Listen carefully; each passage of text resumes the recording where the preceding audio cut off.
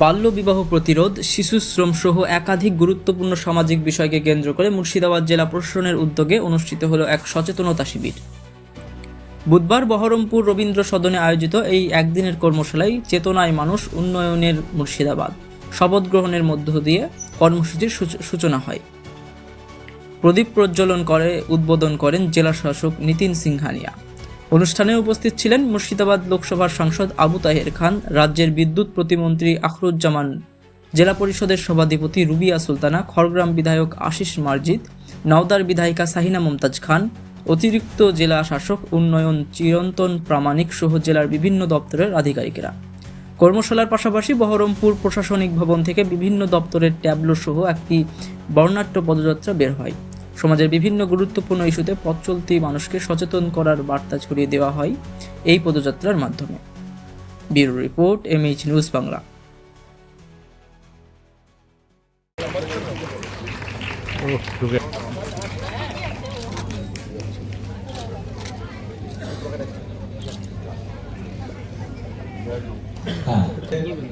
আমাদের যার যার নামে রয়েছে তাদেরকে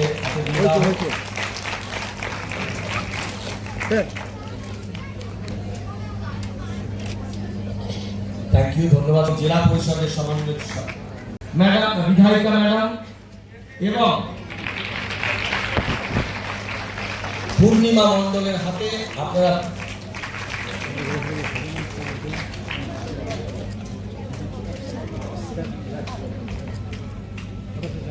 আমরা সকলে শপথ নিচ্ছি নির্মল মুর্শিদাবাদ বজায় রাখার জন্য কখনোই খোলা জায়গায় মলত্যাগ করব না, অন্যকে করতে দেব না।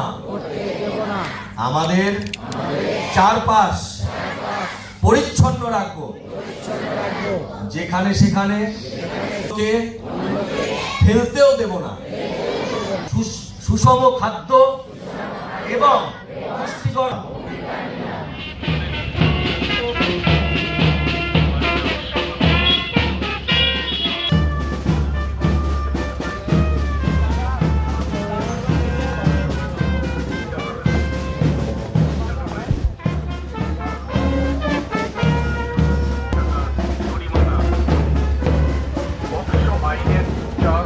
ধারা অনুযায়ী নাবালিকা মেয়ের সম্মতি বা অসম্মতিতে তার সাথে যৌন আচরণ করলে আজীবন কারাবাসের মতো কঠোর শাস্তি।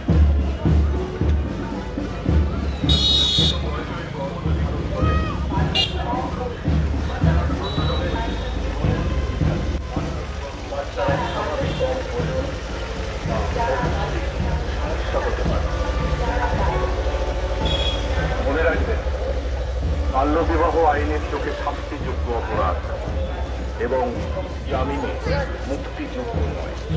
বাল্যবিবাহ 2006 সালের আইন অনুযায়ী দীর্ঘদিন ধরে কাজ করছে।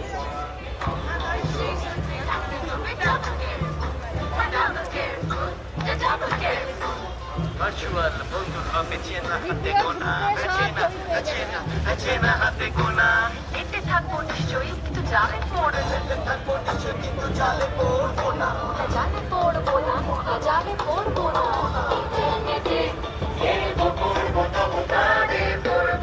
कोशिश करना ये छवि आना चाहिए।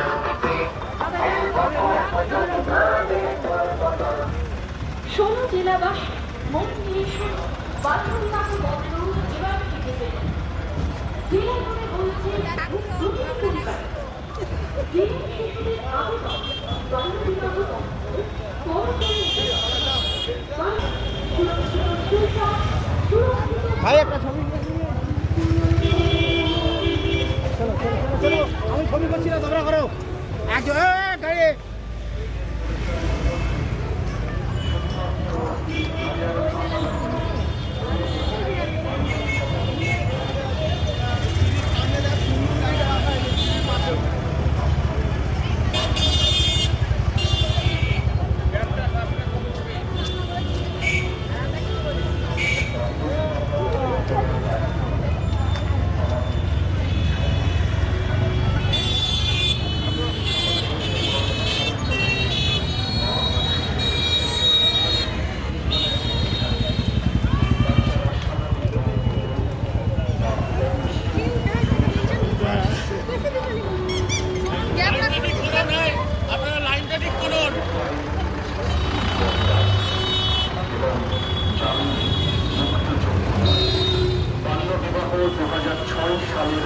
অনুযায়ী মেয়েদের বয়স 18 বছরের নিচে ও ছেলেদের বয়স 21 বছরের নিচে বিবাহ করা বা বিবাহ দেওয়া শাস্তিযোগ্য অপরাধ।